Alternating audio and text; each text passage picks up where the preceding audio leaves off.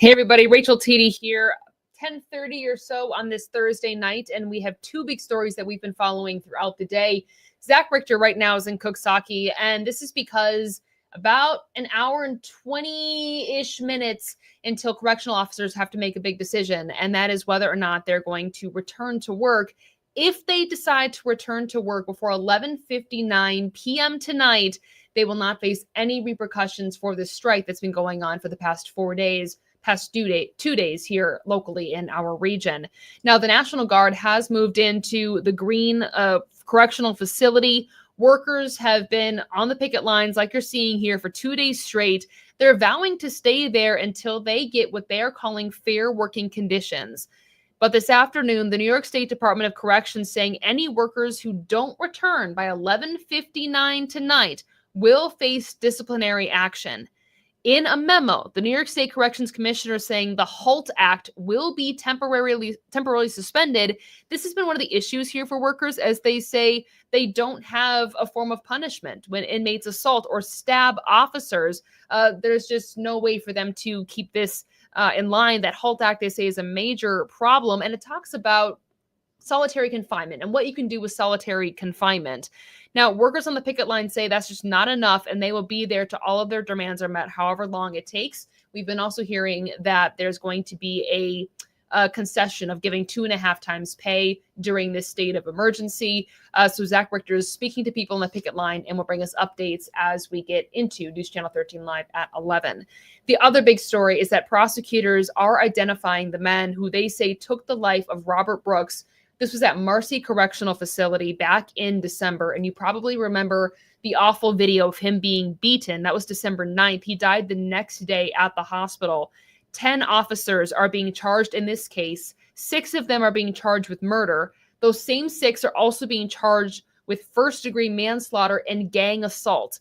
Others are being charged with manslaughter, and one officer is also charged with tampering with physical evidence. Tessa Bentulin has been covering this throughout the day today. She went out to Utica for this court appearance. She'll bring us the full story coming up tonight on News Channel 13 Live at 11, including the names of those officers involved. All right, let's talk about your forecast here because it is quite cold outside right now, single-digit wind chills, and that is going to be something that we continue to see as we head into the next couple of days. But we do have a warming trend that is on the way here, so that is the good news. Temperatures and radar looks like this. We have some scattered snowflakes throughout the region. Temperatures in the teens. Again, that wind chill is going to feel like the single digits. In the North Country, Whitehall, well, actually Schuylerville is our warm spot, but more in the North Country, 14 in North Hudson and 15 in Chestertown. A little bit further south, more teens. We got 10 in Tannersville, 21 in Catskill. Live look at traffic right now. This is 787 exit 7. Things are moving along just fine, and we are not expecting any issues when it comes to commutes tomorrow morning or for the next couple of days. Tomorrow, your forecast looks like this. Breezy conditions throughout the day tomorrow, so these 20s are going to feel colder than that.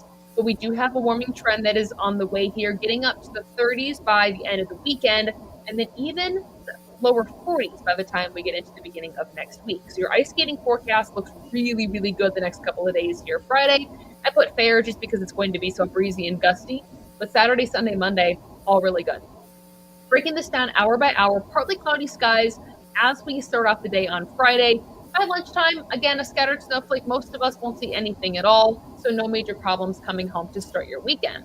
Saturday is going to be a great day to get out and do any outdoor activities. Maybe you like to go sledding, or maybe you want to get that ice off your sidewalk finally because it has been persistent. I get it. Saturday is going to be a great day to get that done. You won't have any problems with any precipitation. So for tonight, 14 degrees, but a lot of areas are feeling like the single digits here tonight. A few snow showers if you're in the right place at the right time. For tomorrow, 24 degrees, mix of sun and clouds, breezy and cold. 7-day forecast looks like this. Notice that warming trend getting up into the lower 40s by Tuesday, with small chances for rain and snow Monday, Tuesday, and Thursday. More rain chance on Thursday because it is going to be so warm, 37 degrees. So we have a little bit of everything when it comes to our forecast. However, it is nice that we get a little bit of a break from the massive storms that we've been seeing after all that mess last weekend. All right, News Channel 13 Live at 11 is coming up here very shortly in about half an hour or so. Two big stories that we are following. Robert Brooks, the men accused of killing him in court today. We're learning who those men are and that strike for the corrections officers. They are speaking to our reporters about what their demands are, what their concerns are, and we're also hearing from the state. So that will come up, News Channel 13 Live at 11.